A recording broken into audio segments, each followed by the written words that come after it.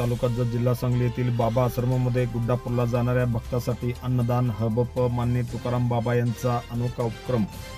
संक तालुका जत जिल्हा सांगली येथील बाबा आश्रमाने गुड्डापूरला जाणाऱ्या भक्तासाठी अन्नदानाचा या ठिकाणी सोय करण्यात आली होती। महाराष्ट्रासह कर्नाटकातील लाखो भाविकांचे श्रद्धास्थान असलेल्या जत तालुक्यातील गुड्डापूर येथील श्री दानम्मादेवीच्या कार्तिक यात्रेला सुरुवात झाली आहे। प्रतिवर्षाप्रमाणे याही वर्षी चिखलगी भुयार मठाचे मठाधिपती श्री संत बागडेबाबा मानवमित्र संघटनेचे सर्वेसर्वा तुकाराम बाबा महाराज यांच्या मार्गदर्शनाखाली श्री संत बागडेबाबा मानवमित्र संघटनेच्या वतीने पायी चालत जाणाऱ्या भाविकांना राहण्याची व त्यांच्या जेवणाची सोय संकेतील बाबा आश्रम येथे करण्यात आली। चिखलगी भुयार मठाचे मठाधिपती तथा श्री क्षेत्र संत बागडेबाबा मानवमित्र संघटनेचे सर्वेसर्वा हबप तुकाराम बाबा यांच्या वतीने हा उपक्रम दरवर्षी राबविला जातो। मागील 2 वर्षापासून हजारो भाविकांनी या अन्नदानाचा या ठिकाणी लाभ घेतलेला आहे। जतची श्री यल्लाम्मादेवी व गुड्डापूरची श्री दानम्मादेवी यात्रा प्रसिद्ध आहे। 5 ते 8 लाख भाविक यात्रेत यासाठी येतात। श्री दानम्मादेवीची यात्रा सुरू आहे। देवीच्या या कार्तिकी यात्रेला पायी येणाऱ्या भाविकांची संख्या मोठी आहे। देवीच्या या भाविकांची सोय व्हावी यासाठी तुकाराम बाबा यांनी बाबा आश्रमामध्ये त्यांच्या राहण्याची तसेच पिण्याच्या पाण्याची, नाश्त्याची तसेच जेवणाची सोय केली आहे। दरवर्षीप्रमाणे याही वर्षी भाविकांची सेवा श्री संत बागडेबाबा मानवमित्र संघटनेच्या वतीने करण्यात आली आहे। पायी जाणाऱ्या भाविकांची गैरसोय होऊ नये यासाठी तुकाराम बाबा अहोरात्र झटत आहेत। मागील 2 वर्षापासून अन्नदान सुरू आहे। दानात सर्वश्रेष्ठ दान अन्नदान आहे। अन्नदान केल्याने मनाला जे समाधान मिळते ते कोटी रुपये खर्च करूनही मिळत नाही। भुकेलेला अन्न, तहानलेल्या पाणी द्या ही शिकवण राष्ट्रीय संत श्री संत गाडगेबाबा वैराग्य संपन्न श्री संत बागडेबाबा यांनी दिली आहे।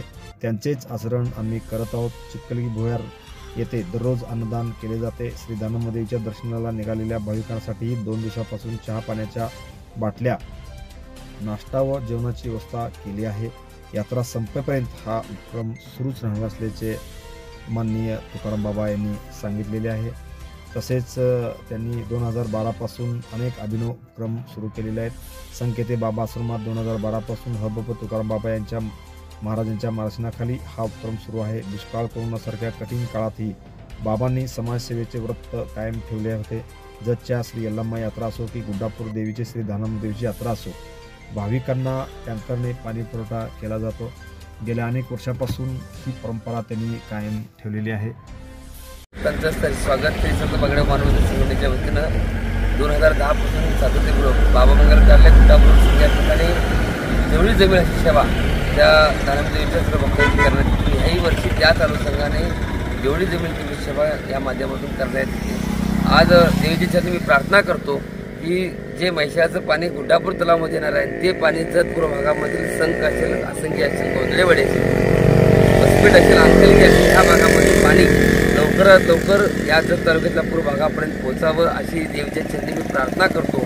दुष्काळाच्या पार्श्वभूमीवर बघितलं तर एवढं समाधानकारक पाऊस नाही आहे, तरी देखील जे काम आज चालू आहे ते काम अगदी चांगल्या पद्धतीने चालू आहे। ते काम जर महिन्याभराच्या कालावधीमध्ये पूर्ण झालं तर 100% जत तालुक्यामधील जे वसपेठ तलाव, गुड्डापूर तलाव आणि अंकलगी तलाव भरण्यासाठी ते चांगल्या पद्धतीने उपकृत होईल। इथे तलाव लवकरात लवकर भरून ह्या भक्तांना सुखदायक समाधान व्हावं अशा पद्धतीच्या देवीची चरणी प्रार्थना करतो आणि येणाऱ्या सर्व भाई भक्तांना मी मनापासून शुभेच्छा देतो। धन्यवाद। जय बागडेबाबा। Press the bell icon on the YouTube and never miss another update.